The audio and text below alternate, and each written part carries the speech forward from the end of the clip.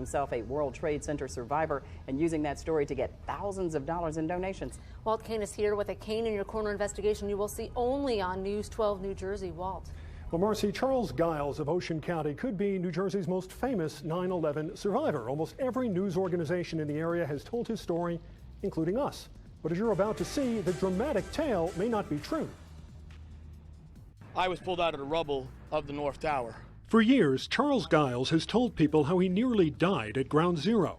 I never forget the black soot that was taken out of me. How his health was damaged by hundreds of hours on the pile. We were told that the air was safe. The community rallied around him, raising thousands of dollars. But what if almost everything you thought you knew about Charles Giles never happened? What we understand is that we have a plane crash into Tower 1 of the World Trade Center. Clearly, the major symbols of the United States are under attack this morning. It's the morning of 9/11, and first responders are all over Lower Manhattan. That's Giles, working for a private ambulance service from the Bronx. It may be the only part of his story that completely checks out. I was injured. I couldn't make it to the exit. Listen as Giles describes being inside the North Tower as the building starts to fall. I reached into my right pocket, pulled out my rosary beads, and said, God, I'm coming home. But the heavenly homecoming will have to wait. Giles claims he's saved by a Port Authority cop who he knows only by his shield number, 1236. This hero, this guardian angel, grabbed me and tried to get me to the exit, but we were unsuccessful. The building collapsed on top of us. He says the officer radios for help. We heard people trying to dig us out. They found us. My guardian angel saved my life. And just who is Charlie's Angel, this mysterious Officer 1236? I find out at a Catholic retreat that 1236 comes back to a Port Authority cop by the name of Mark Meyer. It's an amazing story, but there's a problem. Never saw the person, never met the person. I was never inside the building. Meet Officer Mark Meyer, the man Giles calls his guardian angel. He says you were in the building, you tried to pull him out, and the building collapsed on top of you. Not true. None of it's true. None of it's true. To even tread on something I considered hallowed ground, the people that were the heroes and lost their lives there, I think it's a terrible thing. I interviewed Mark Meyer. Okay. He says he never met you. Okay. He says he doesn't know why you're saying that he rescued you. He was never even in the building. Okay. How do you respond to that? Okay. I remember a patch and I remember a shield number. I remember the number 1236. Could I have gotten that number wrong? Yes, I highly doubt it. Bear in mind, Giles has told this story for years, and he's always been certain about that shield number. But now he says maybe it wasn't Officer Meyer who saved him. Maybe it was someone else. Then I must have the wrong shield number. But how could that be?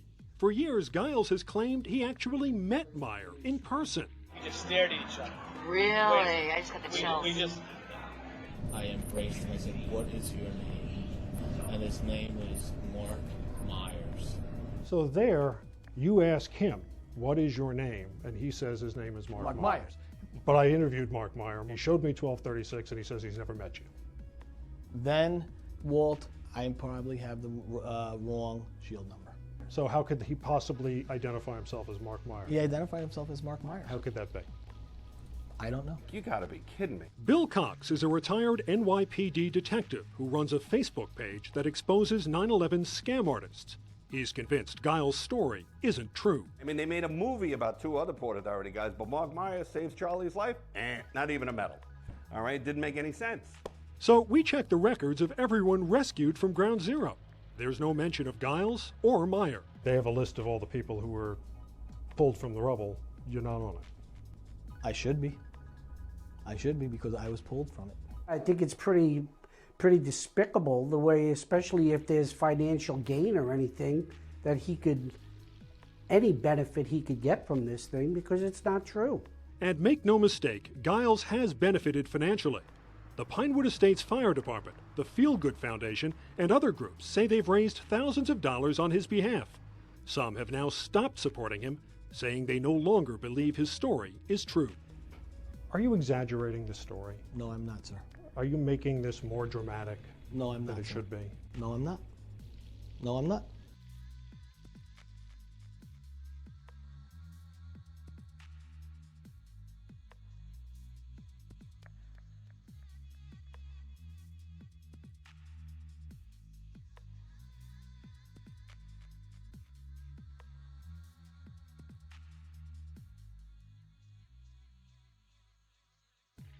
This building's coming down, I hear explosions.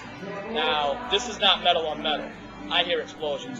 So I am a 9/11 responder that firmly believes that Building 7 was taken down on purpose. You can see, you can hear the explosions. It was and I had never seen a detonation, but you could hear just explosions.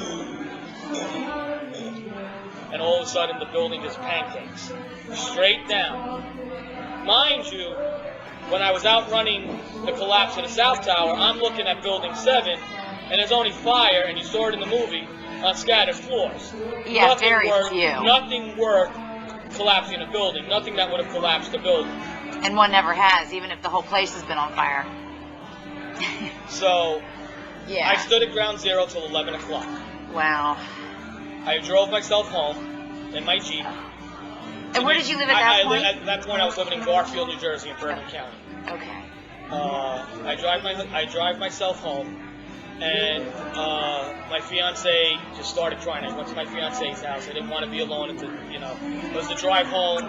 I was shaking. It was starting to hit me. It was just the day. Yeah, you're running on adrenaline, and then it's always late. The day was starting to hit me, and the bridge was closed, and the tunnels were closed.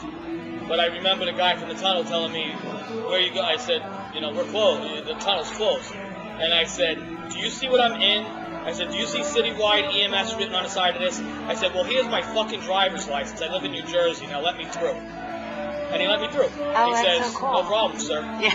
And let me through. But they were stopping even emergency vehicles. I get home.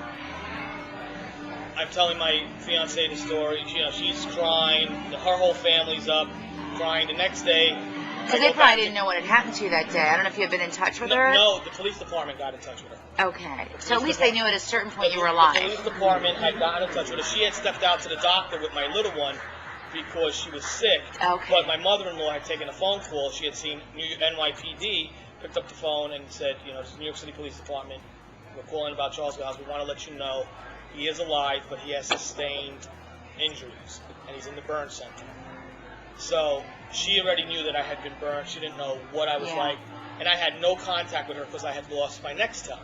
Yeah, and they weren't really working that day anyway, right? Well, my radio died. Yeah. The radio died, but I still had my Thank you, Giuliani. My Nextel. Giuliani. I liked them for once. Hey, guess what I heard last week? Guess who the richest man in New York City is? Rudy Giuliani? No. Bloomberg. There you go, Bloomberg. Something's not right with that. It's just not right. It's like Gotham. For a man that takes $1 a year salary and he's still the richest guy in New York. It's just not right. I don't, Excuse me. Was radios out because of too much communication? Once the South Tower went down, we lost radio communications. Oh, and all the antennas were on the North Tower, right? Yeah, but once the South Tower went down, we lost all radio communication. All the antennas were on the North Tower, but when the South Tower collapsed, we lost our company and half of the fire department lost radio communications because there were some antennas on the South Tower, small antennas that we would feed off. They were called feeder antennas. They're feeder antennas. So I lost my division radio. They call it division radio. So the next day I go back to ground zero. I go to the office and say, "What's our game plan?" They're like, "We got to send everything. They need everything down there. Anything and everything we got. We're canceling all routine transports except for dialysis. Anything else, doctor's appointments are canceled. It's the day after a terrorist attack. All doctor's appointments are canceled. We're sending most of our fleet down there." We go down. I do my job for the day. Thus began my work at Ground Zero, where I stood until December of 2002, both as a paid worker and as a volunteer. And through what month in 2002? 2001, excuse me, December 2001. Okay. I had seen and done enough. I told my boss I want office assignment. And he said, you could have had office assignment months ago, Charlie. I said, I've seen and done enough. I did more detail. I tagged body parts. I saw things that I cannot even discuss with the people in this room. Yeah, no, Andrea knows one of them. I just had a confidence with Andrea. I built the confidence because she's going to be writing my biography. And I saw... Break that part, I guess. We can't. I told you that. I'm mummified by the FBI on that part. I have a gag order on something. Black boxes? Black boxes? No. Everyone's interested. It involved. All it did was it involved a member of the flight crew and duct tape. I won't tell you the rest of what I said. But did they suspend work at the site? The second day, they were still raging fires. So, but there was still rescue work going on. There were still areas that firefighters were going. Only firefighters were allowed into. We were on the sides waiting for. But it was organized chaos. Right. All the ambulances that responded, meaning that there was ambulances now. AMR showed up that night. One of the things I left out. AMR Connecticut showed up with 25 ambulances. Wow. The next day we get this Mack truck I told you about that comes in from Ohio. I think I told you. Not Ohio, Connecticut. Connecticut. It was from Connecticut. We get this Mack truck that comes in. It made. You sure? You told me about the Connecticut. I told you about the Connecticut AMR, but Ohio, this truck comes in with a police escort, with a motorcycle escort. Wow. And the side of it opens, and there's these guys in black jumpsuits. They're urban search and rescue guys. So we were like, holy shit. So what we had done was, the ambulances were all getting designations, so we took masking tape, and we would just 15A, 15B, 15C, when we would get to the end of the alphabet, 16A, 16B, and we were putting it on the windshields. And that's how we were communicating with these ambulances. By then, they had gotten us more Nextels, and we had given each ambulance a Nextel. Okay. Mine was gone. I had taken one of the Nextels that we had gotten. We had gotten a load of Nextels. The next day, we already had equipment from John Deere that was donated, the little golf carts that they use. And everything. Right. So anyway, the next day I see my mom. I want to get to 1236.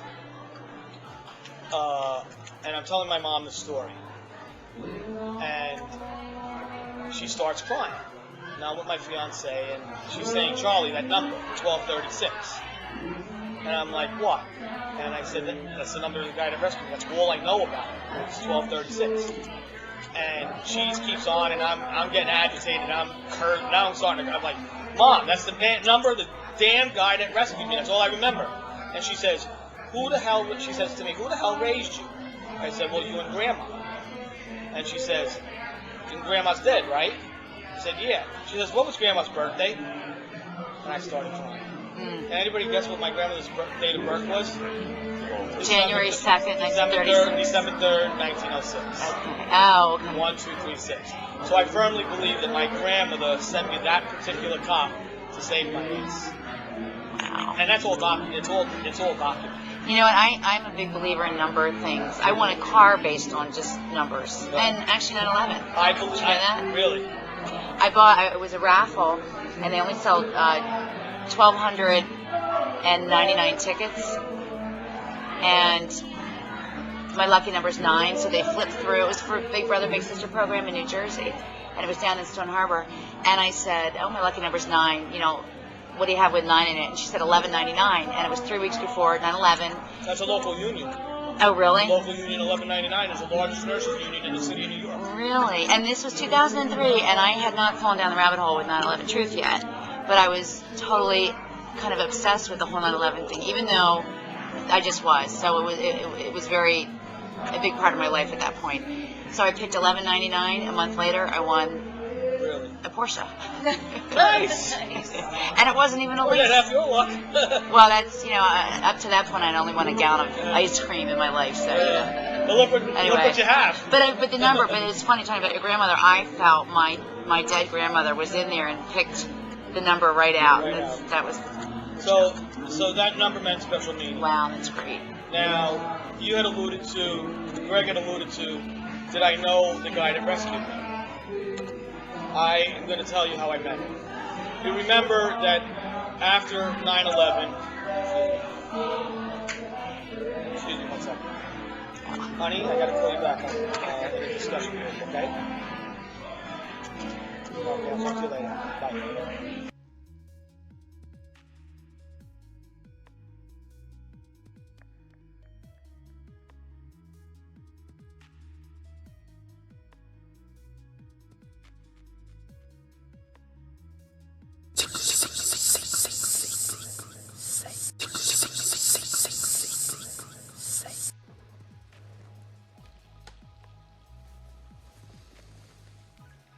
This is your last chance.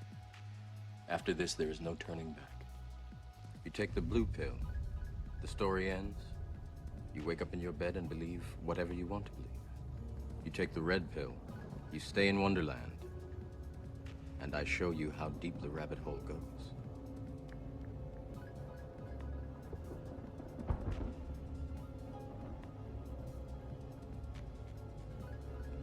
Remember, all I'm offering is the truth, nothing more.